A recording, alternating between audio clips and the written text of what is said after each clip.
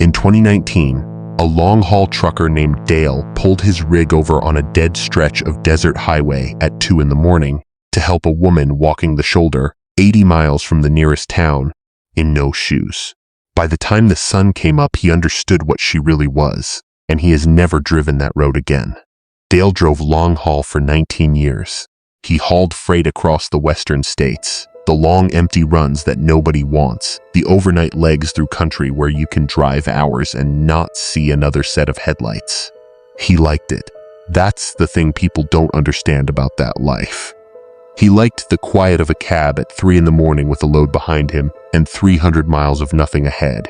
He'd seen mirages, dust devils, lightning 40 miles off with no sound.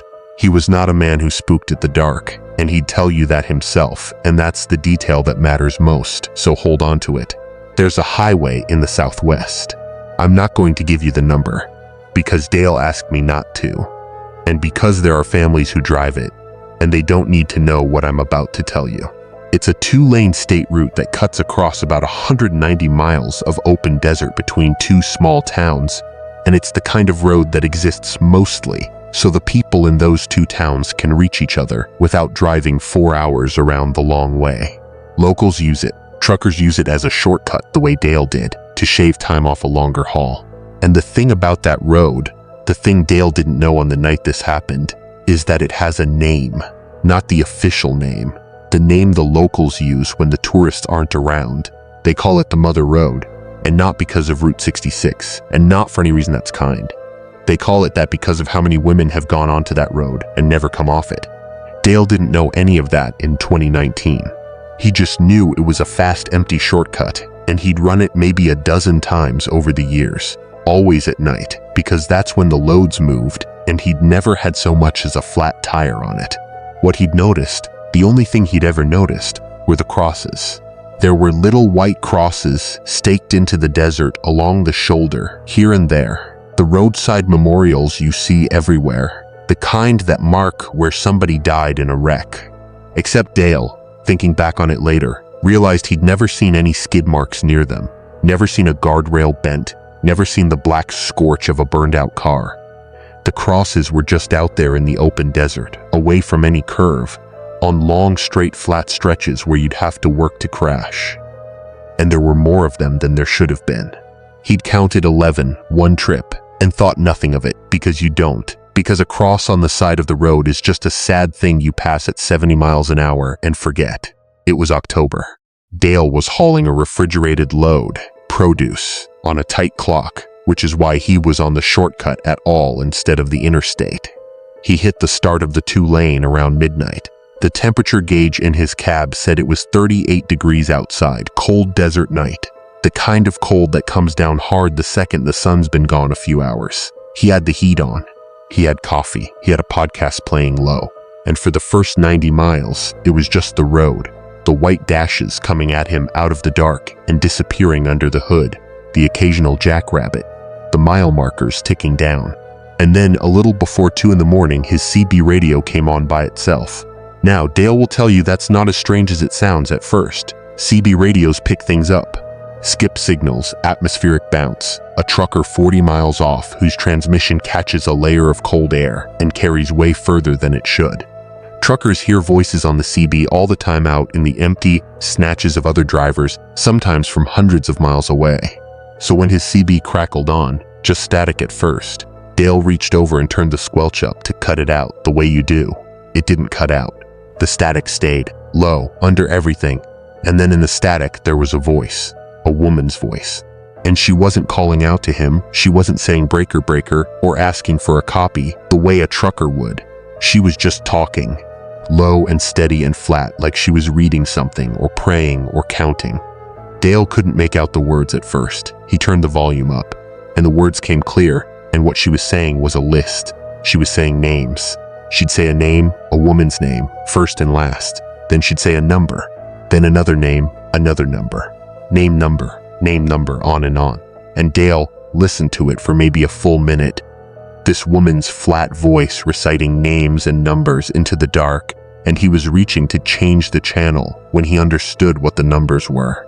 They were mile markers. She was saying a woman's name, and then a mile marker on the road he was driving. Name mile marker, name mile marker.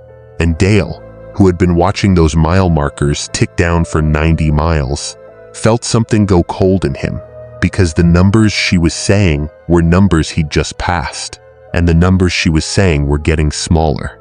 They were counting down, toward him, and there was something worse, something it took him a few seconds to catch. The list wasn't short. He'd assumed in the first moment that it was a handful of names. It wasn't. The woman's voice did not stop, and it did not repeat. Every name was different. Every name was a new name, and she went on, name and number, name and number.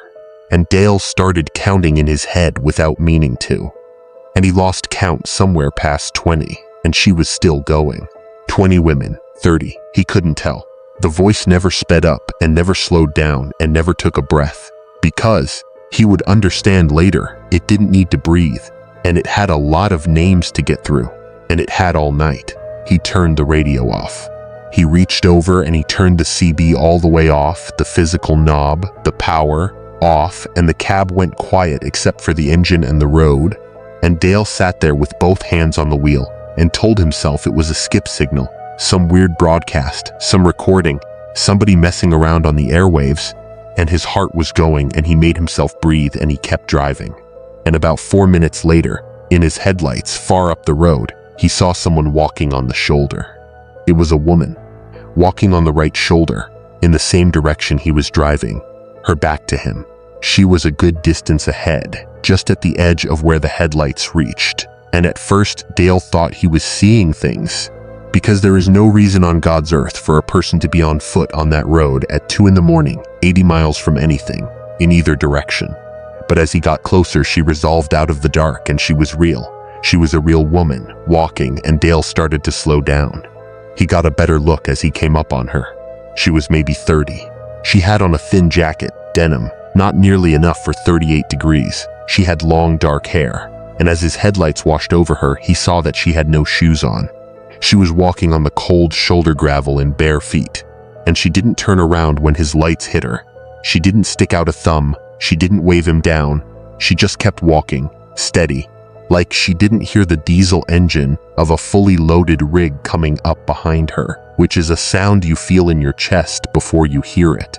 Dale pulled past her and brought the rig to a stop on the shoulder ahead of her, the air brakes hissing, and he put his hazards on, and he watched her in his side mirror. She kept walking. She walked up alongside the trailer, alongside the cab in no hurry, and she stopped at his passenger door and she looked up at the window. And here's where Dale did the thing that a lot of people would tell him was stupid, and that he will tell you saved his life. He reached over and he opened the passenger door. He'd tell you he doesn't fully know why. 19 years on the road and he had never once picked up anybody. Not a hitchhiker, not a stranded driver, nobody. Because you don't, because it's a good way to get robbed or worse. But a barefoot woman in a denim jacket in 38-degree cold, 80 miles from anywhere, is not a hitchhiker. That's a person something has happened to. That's a person who's going to die out here if somebody doesn't stop. So he opened the door and he said, "Ma'am, get in, you're gonna freeze." And she climbed up into the cab, slow and careful, and she pulled the door shut behind her, and she sat in the passenger seat with her bare feet on the floor mat and her hands in her lap. And she looked straight ahead through the windshield. And Dale got the heat blowing on her and he said, "What happened to you? Are you hurt? Do you need a hospital?" And she didn't answer any of that. And it was then, with her sitting 2 feet away from him in the cab light, that Dale noticed the cold. Not the cold from the open door, that was gone, he'd shut it. A different cold. The temperature in the cab had dropped the second she got in, and his heater was roaring full blast and losing, and his breath was fogging in front of his face, inside the truck, with the heat on high. The woman wasn't shivering. She'd walked barefoot through a 38-degree desert night in a thin jacket, and she wasn't shivering at all. And Dale's hands were starting to shake on the wheel. And he didn't know yet if it was the cold or the first edge of understanding. She just looked through the windshield at the dark road, and she said in a flat, low voice that Dale recognized, that he placed about a half second later with a drop in his stomach, The same flat voice from the CB, she said. Don't stop the truck. No matter what you see, don't stop the truck. Dale's hands tightened on the wheel. He said, what? She said it again. Don't stop the truck. He's behind us. He's always behind us. If you stop, he catches up. Keep driving and do what I tell you and you'll make it to the lights. There's lights at the end of this road. You have to make it to the lights. And Dale, who was now very awake and very scared and starting to think he'd made a serious mistake, said, Lady, who's behind us? There's nobody behind us. I haven't seen another car in 2 hours. And she turned her head and looked at him. And Dale looked back at her just for a second because he was driving, but he looked at her and he saw her face in the dashboard light and he saw that her lips were blue. Not blue like cold. Blue like a person who has not had oxygen in a very long time. And her eyes, when she looked at him, didn't catch the light right. They were dull, flat, like the eyes of a fish on ice. And she said very quietly, He's not in a car. Check your mirror. And Dale checked his mirror. His left mirror, the big West Coast mirror that shows you the whole length of your trailer and the road behind. And the road behind him was empty, dark, the broken yellow line running back into the black. And then, way back, at the very edge of where his trailer lights threw any glow at all, he saw it. Something on the road behind him. Low, moving, not headlights. There were no headlights. It was a shape, a dark shape, down low on the road, and it was coming, and it was keeping pace with a truck doing 65 miles an hour. Dale couldn't make sense of what he was looking at. It didn't move like a car, and it didn't move like an animal, and it didn't move like a man. It was low to the road, lower than a man, and it came in a way that his eyes refused to hold on to, sliding and stopping and sliding, eating up the distance between them and then hanging back, like it was in no hurry, like it had done this before and knew exactly how the night was going to end. And the longer he looked at it, the bigger it seemed, not closer, bigger. Like it was every dark thing that had ever been on that road all folded into one shape. And Dale tore his eyes off the mirror, because some animal part of his brain told him that looking at it too long was how it got you. He looked back at the road in front of him, and his mouth had gone completely dry, and he said, What is that? What is that thing? And the woman said, That's him. That's the man who killed me. He's been on this road for 40 years, and he is never ever full. Now drive, and I will get you to the lights, but you have to do exactly what I say. And the first thing is, no matter what you hear, no matter what he says to you, no matter whose voice he uses, you do not stop this truck. Dale drove. His speedometer was at 65 and he pushed it to 70-75, the engine roaring, the load swaying behind him, and the woman sat calm in the passenger seat with her blue lips and her dead eyes and her bare feet, and she watched the road ahead, and every so often she'd say something. She'd say, Curve coming, stay in your lane. She'd say, There's a wash up here, the road dips, don't brake. She knew the road. She knew it the way you know a thing you've walked 1,000 times. And Dale realized she'd been walking this road, this exact stretch, over and over, for longer than he wanted to think about. He said, What's your name? And she said a name.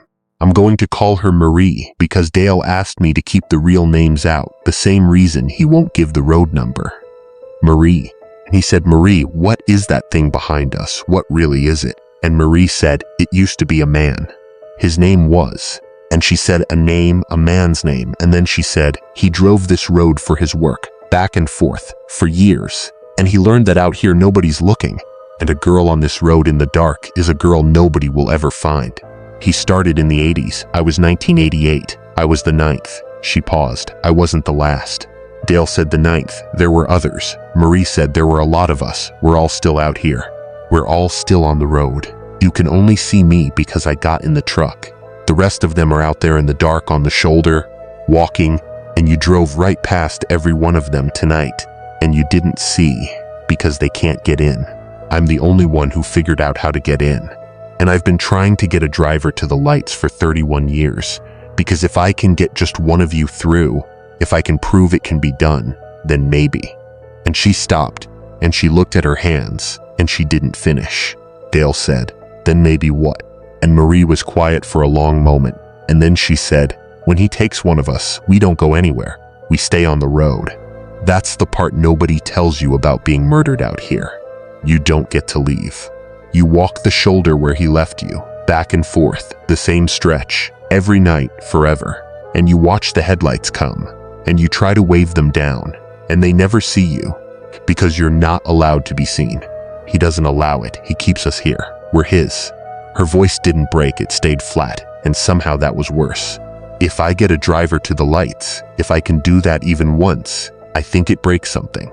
I think it tells the rest of them it can be done. I think some of them might be able to leave. She looked at Dale. You're not just driving for yourself tonight, you understand? You're driving for all of us out here. So don't you dare stop this truck. And up ahead, in the headlights on the right shoulder, Dale saw another woman walking, barefoot, back turned. And as the rig roared past her, she didn't turn around, and Dale looked in his mirror and she was gone, like she'd never been there, and his skin crawled right up the back of his neck, because Marie was right. They were out there. The road was full of them, and he'd been driving through them for 2 hours and never known. He understood now what the list on the CB had been. It hadn't been a warning and it hadn't been a recording. It had been a roll call. Somebody out there was counting them, all of them, by name. By the mile marker where they were left, the CB radio came back on. It was off. Dale had turned it off, the physical knob. He'd watched himself do it. And it came back on, the little light glowing, the static rising, and out of the static came a voice. And it was not Marie's voice. It was a man's voice. Warm, friendly, the kind of voice you'd trust. And it said, "Hey there, driver. You got a passenger? You shouldn't pick up strangers out here. It's not safe. Why don't you pull over and let me have a look at her, make sure she's not lying to you?" Marie said fast and low, "Don't answer him. Don't talk to him. The second you talk to him, he's in the cab with you, eyes on the road." The man's voice said, "Come on, driver. I've been doing this a long time. I know this road better than anybody. That thing in your passenger seat is not a person. You understand me? Look at her. Look at her feet. Look at her eyes. You picked up something dead, son, and it's taking you somewhere. And the only one out here trying to help you is me. Pull over." And the voice was so reasonable. That was the thing Dale couldn't get over afterward, telling me this. It wasn't a monster's voice. It wasn't growling or hissing. It was a calm, kind, tired man's voice. A voice like a highway patrolman who'd seen it all. A voice that wanted to help, and it kept talking, low and steady, and it knew things. It said Dale. It used his name. He had never said his name. It said, "Dale, your wife's name is Karen. You got a daughter, Emily? She's at the state school. You want to see them again?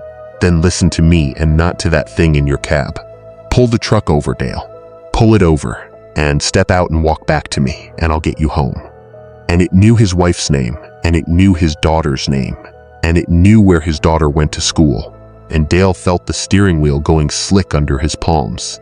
And Marie, God help him, looked at Dale, at her bare blue feet on his floor mat, at her flat dead eyes. And for 1 second, one bad second, the man's voice made a kind of sense, because everything it said was true. She was dead. He had picked up something dead. And what if she was the one taking him somewhere bad, and the man on the radio was the one telling the truth? And Marie said very quietly, not looking at him, "He always does this. He tells the driver I'm the dangerous one. He's done it every time. And every time, the driver believes him, and the driver stops the truck. And I have to walk back out to the shoulder and start again." She turned and looked at Dale with those dead, flat eyes, and she said, "I am dead. He's right about that. I can't hurt you. I don't have hands that can hurt you. But he can. He's been a long time learning how. So you decide who you're going to believe. The dead girl who's asking you to keep driving toward the lights. Or the voice that wants you to stop the truck in the middle of nowhere in the dark." And she faced front again. "I won't ask you twice." Dale kept driving. The CB went quiet. The second Dale committed, the second he put his eyes back on the road and his foot back down and stopped listening to the man's voice, the radio cut to static and then to nothing, and the man was gone. And Marie let out a breath she didn't need to let out, a habit her body remembered from being alive, and she said, "Good, that's the first time." Most of them stopped the truck right there. And Dale, white-knuckled, doing 75 on a 2-lane in the dark, said, "How many? How many drivers have you tried this with?" And Marie said, "You're the 40th, I think. I lose count. None of them made it. Every one of them stopped the truck." Dale said, "What happens to the ones who stop?" And Marie didn't answer, and that was the answer. He drove.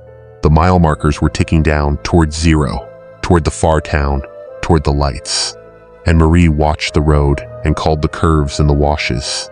And the dark shape stayed in his mirror, hanging back now, not gaining, like it knew something had changed and was waiting to see if it would hold. And Dale, because he is the kind of man who needs to understand a thing, kept asking questions. And Marie, because she'd been alone on that road for 31 years, and Dale was the first living person to hear her in all that time, answered them.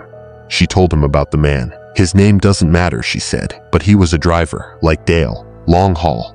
He ran freight up and down the western states in the 80s, and this 2-lane shortcut was on one of his regular routes. And somewhere along the way, he figured out the thing that the road taught him, which was that a woman alone on this stretch at night was the safest victim a man could ever want.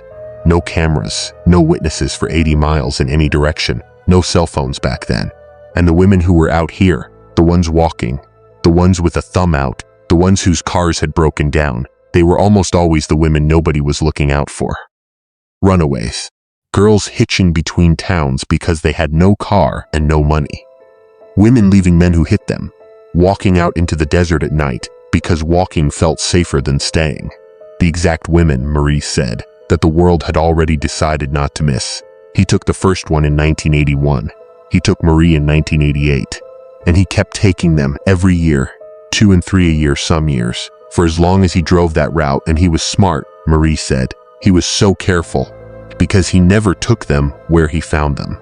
He'd pick a woman up at mile 140 and drive her 60 miles before he did anything, and leave her at mile 80, so that if a body was ever found, it was nowhere near where the woman was last seen. And the timeline never made sense, and the cases never connected. Different counties, different jurisdictions. A sheriff in one town and a sheriff in another town, and neither of them ever sat down and put their maps side by side. Because why would they? Women go missing. Women run off. It's a big empty desert and people disappear into it all the time. And he had a routine, Marie said. And the routine was the worst part, because the routine was kind. He never grabbed them off the shoulder. He never had to. He'd pull over the way Dale pulled over, and he'd roll down the window, and he'd be warm and worried and fatherly. And he'd say, "You can't be out here, honey. It's not safe. Let me give you a ride." And they'd get in, because they were cold and scared and 100 miles from anywhere. And a kind man in a warm truck was the answer to a prayer. They got in on their own. Every one of them. That was the thing he'd learned about the road, the thing that made him so much worse than a man who drags women into the dark. He didn't have to drag anybody. The road did the work. The cold and the distance and the dark did the work, and all he had to do was be the only warm light for 80 miles. And they climbed up into his cab and pulled the door shut behind them and thanked him. That was the crime under the haunting. Not one murder, dozens, spread out over 20 years and 190 miles, by a man who used the road itself as his hiding place, and who was never caught, and who Marie said died in his bed, an old man, in a house in one of those 2 towns, surrounded by people who thought he was just a retired trucker. Dale said, "If he's dead, how is he still out there? How is he behind us right now?" And Marie said, "Same as me. He doesn't get to leave either. That's the one mercy in it. He spent 20 years making this road a place where women come to die, and when he died, the road kept him. He's bound to it same as we are. The difference is, we're his. He still runs us. He's still the one in charge out here." She looked at Dale. "But he can't make a body anymore. He's got no hands. He can put a voice on your radio, and he can put a shape in your mirror, and he can fill your head with reasons to stop, but he can't lay a finger on you. The only way he gets a driver now is if the driver does it to himself. If the driver stops the truck, if the driver opens the door, he needs you to choose it. He spent 30 years getting drivers to choose it, and he's good at it. And he almost had you, and the only reason he didn't is that I got in this truck first and I told you what he was before he could." Dale said, "Why me? Why this truck? Out of 40 drivers, 40 trucks, 31 years. Why are you in my cab?" And Marie was quiet for a moment, and then she said, "Because of the cross." Dale said, "What cross?" And Marie said, "Mile 80. There's a white cross at mile 80, off the road, out in the open desert. You've passed it a dozen times. That's where he left me. That's my cross." She paused. 11 years ago, you stopped there. You don't remember. It was the middle of the day. You were running this road in daylight for once, and you had a flat, and you pulled over right at mile 80 to change it. And while you were waiting for the jack, you walked over to the cross, and you stood there, and you read the name on it. And you said out loud to nobody, you said, "I'm sorry, sweetheart, I hope they got the guy." Marie looked at him. Nobody had said my name out loud at that cross in 20 years. Nobody. Everybody drives past. You stopped, and you read it, and you said my name, and you were sorry. I've been waiting for your truck to come back ever since. It took 11 years. I knew you'd run this road again. Drivers always do. And tonight you did, and I got in. And there was more, she said. And this was the part that broke him. She said, "I tried to get in other trucks before yours, 40 of them. And I couldn't tell, before they stopped, which ones were good and which ones would believe him. I'd get in, and I'd start to explain, and he'd put his voice on the radio, and they'd look at my feet and my eyes, and they'd believe him every time, and they'd stop the truck. But I knew about you. I'd known about you for 11 years. I knew you were a man who'd stop for a cross in the desert and say sorry to a stranger's name. So when I saw your plates coming tonight, your truck, I didn't have to guess. I knew. I waited 11 years on that shoulder for the one driver in the world I was sure would listen. And tonight you came back, and here you are, and we made it." Her voice caught. "You were kind to me once when you thought nobody could hear. That's the whole reason you're alive. Remember that. Being kind when you think nobody's watching is the realest thing a person can do." And Dale, doing 75 down a dead highway in the dark with a murdered woman in his passenger seat, started to cry because he remembered. He remembered the flat at mile 80. He remembered the cross. He didn't remember the name, but he remembered standing there in the heat and feeling bad for whoever it was, and saying so, the way you do, never thinking anyone heard. Somebody heard. She'd been waiting 11 years, because one time a stranger was kind to her grave. The lights came up ahead. Far off, low on the horizon, a faint glow, the lights of the far town, the end of the road, and Marie sat up straighter and said, There they are. Don't slow down. Whatever happens in the next 2 miles, you do not slow down, you do not stop. You drive into those lights at full speed if you have to." And the shape in the mirror, which had been hanging back, began to move. It began to close. Dale watched it in the mirror come up off the distant dark and start eating the road between them. Faster now, no more patience, because it knew the truck was going to make the lights, and it had 2 miles to stop that from happening. And the CB came on, and the man's voice came back, and it was not warm anymore. It was not reasonable. It said Dale's name, and it said his wife's name, and it said his daughter's name, and it said things about them, specific things, terrible things it was going to do, and it said them in a voice that was climbing now, getting louder, getting closer, like the voice itself was coming up the road behind the truck, and Dale's mirrors filled with the shape. It was right on his trailer now, right on his bumper. And the temperature in the cab dropped so hard the windshield frosted over from the inside, and Dale could barely see the road, and Marie said, "Calm, flat, steady, don't look in the mirror. Don't listen to him. Look at the lights. Only the lights. We're almost home. 1 mile." The truck was screaming, the engine redlined, the load swaying hard behind him, and the thing on the road behind him let out a sound. And Dale said that sound is the thing he hears when he can't sleep. It wasn't a scream and it wasn't a roar. It was the sound of every woman on that road all at once. All the voices the man had collected over 20 years, screaming out of the one shape. And it was right there. It was at his window. Dale felt the cold of it on the back of his neck through the glass. And then the wheel jerked. Dale swears it. The steering wheel pulled hard to the right under his hands, toward the shoulder, toward the dark, toward the open desert where 11 white crosses stood, like something had grabbed the wheel and was trying to put his rig off the road. And Marie said, "Hold it," and Dale hauled back on the wheel with everything he had, both arms, all his weight, fighting the pull, the trailer fishtailing behind him, the tires screaming on the cold asphalt, and for 1 second the truck was sideways across both lanes at 70 miles an hour, and Dale was sure he was going over. Sure this was how it ended. Rolled in the desert at mile 2 with a dead girl in the cab. And then the wheel came back. It just came back, like whatever had it let go, and the truck snapped straight, and Marie said, "He can't follow you into the light. He knows it." That was the last thing he had. Drive half a mile. The frost on the windshield was so thick Dale was steering by the glow of the lights bleeding through it, and the cold was in his bones. And the voice on the CB had stopped being words and become that same mass scream right behind his head. And Dale pointed the truck at the brightest part of the glow and put his foot flat to the floor. And the truck crossed into the lights. It crossed the line where the town's lights reached the road. A gas station, a street lamp, the first real light in 190 miles. And the second the cab passed into that glow, everything stopped. The cold stopped, the sound stopped, the shape in the mirror was gone, the CB was silent and dark, and Dale brought the rig down. The air brakes hissing, slowing, rolling into the empty lit street of the little town at 4 in the morning, and he came to a stop under a street lamp outside a closed gas station, and he sat there shaking, both hands on the wheel, and he looked over at the passenger seat, and Marie was still there. She was still there. And Dale said later that he'd expected her to be gone, to vanish the second they hit the lights. But she wasn't gone. She was sitting in his passenger seat under the street light, and for the first time all night Dale could see her clearly, fully, in real light. And she didn't look dead in the light.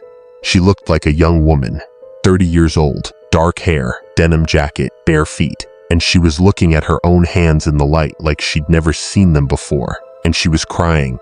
And she said, "It worked. It actually worked. We made it to the lights."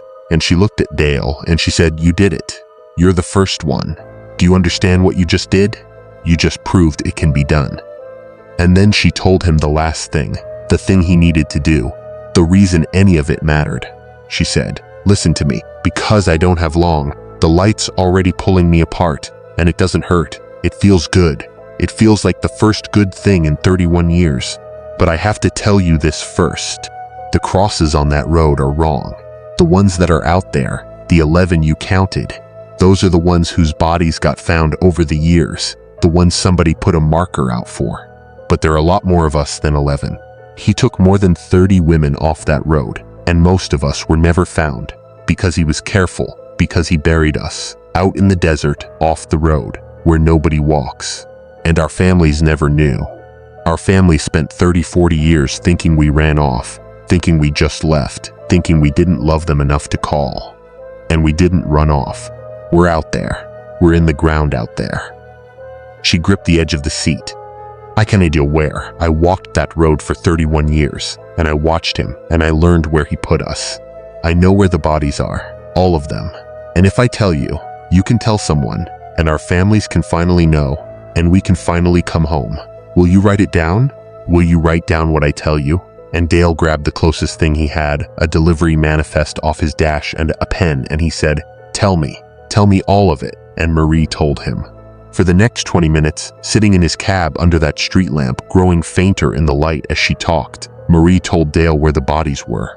Mile markers, distances off the road, landmarks, a particular rock formation, a dry wash, a dead juniper, name after name after name, each one with a place, the same roll call from the CB but reversed. No longer a killer counting his trophies, but a victim bringing her sisters home.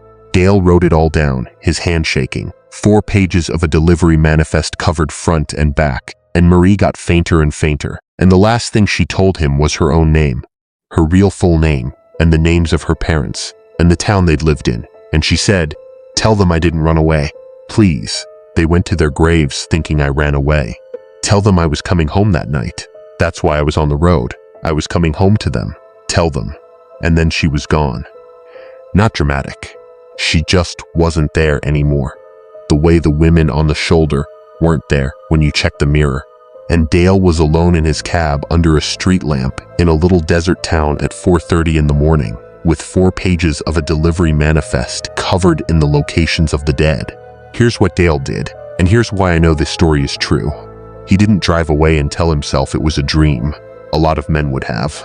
He sat in that gas station lot until it opened at 6, and he bought a coffee, and he asked the kid behind the counter if there was a sheriff's office in town, and there was, and Dale drove to it, and he walked in with 4 pages of a delivery manifest, and he told a deputy, that he had information about bodies buried along the highway. And the deputy, you can imagine, looked at this exhausted trucker who hadn't slept and figured he had a crank or a drunk on his hands. But Dale wouldn't leave. And Dale had one thing that made the deputy stop and actually look at him. Dale had a name. Marie's real name, the one from the cross at mile 80, the one she'd said out loud to him. And when Dale said that name, the deputy's face changed, because that name was a name people in that town still knew. A girl who'd gone missing in 1988. A cold case. A family that had never stopped asking. The sheriff's office took Dale's 4 pages. They didn't believe him. Not really. Not at first. But they had a missing girl from 1988 and a trucker with a location. And it cost them nothing to send somebody out to mile 80 with a shovel. And at the spot Marie had described, off the road past a dead juniper in a dry wash, they dug, and about 4 feet down they found her. They found Marie. And here's the detail that turned the whole thing. The detail that took the sheriff's office from humoring an exhausted trucker to opening the biggest case that county had ever seen. When they recovered the remains, the medical examiner found that the woman had been buried with her shoes removed. No shoes. Whoever buried her had taken her shoes. And there was no way Dale could have known that. It was never in any file. It had never been public. Because there'd never been a body before. And the only way Dale could have known to describe a barefoot woman was if a barefoot woman had told him herself. The deputy who pulled Dale's statement went back and read the part where Dale described the woman who got in his cab, barefoot, walking the cold gravel with no shoes. And the deputy went quiet, and after that, the sheriff's office stopped humoring Dale and started taking down every single word on those 4 pages like it was scripture.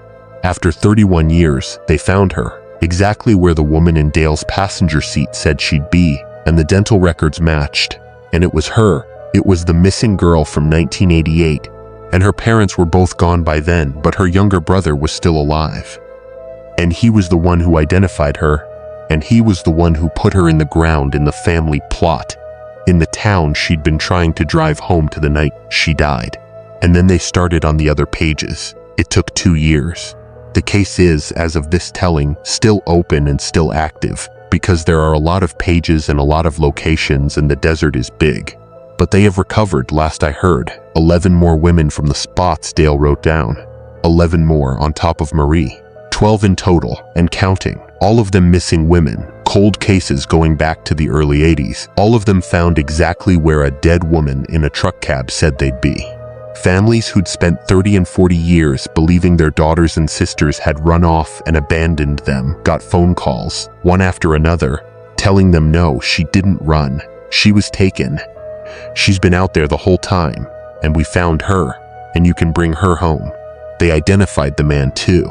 The investigators, working backward from the victims and the years and the dump sites, built a profile, and then they connected it to a long-haul trucker who'd run that route in the 80s and 90s, and who'd died, just like Marie said, an old man in his bed, in one of those 2 towns in 2006. They can't try a dead man, but his name is in the file now. He is no longer a retired trucker that the neighbors remember fondly. He is what he was.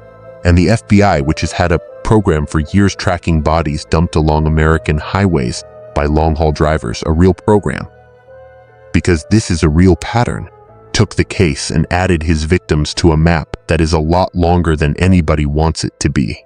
Dale quit driving, not right away, but within the year. He said he couldn't run the night routes anymore. Couldn't be alone in a cab in the dark on an empty road, because every shoulder had a woman on it now. In his mind, every mile marker was a place where somebody was waiting, and he couldn't carry that and keep driving.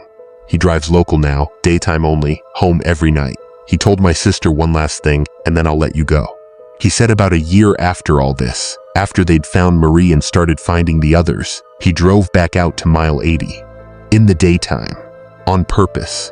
He pulled over at the White Cross, the same flat where he'd had the flat tire 11 years before, and he walked out to it, and the cross was still there. And now there was a second marker next to it. A real headstone the brother had put out there at the spot, and fresh flowers. And Dale stood there, and he said her name out loud again, the way he had 11 years before, except this time he knew it. And he said the desert was quiet, No voice on any radio, no shape on the road, no women on the shoulder. Just the wind and the heat and the long empty highway running out to the horizon. He said it felt like a road again, just a road. He stood at Marie's Cross for a while, and then he got back in his truck and he drove home in the daylight, and he made the far town by lunch, and he has never driven that road at night again, and he never will. That's the story. Thanks for sitting with me through this one.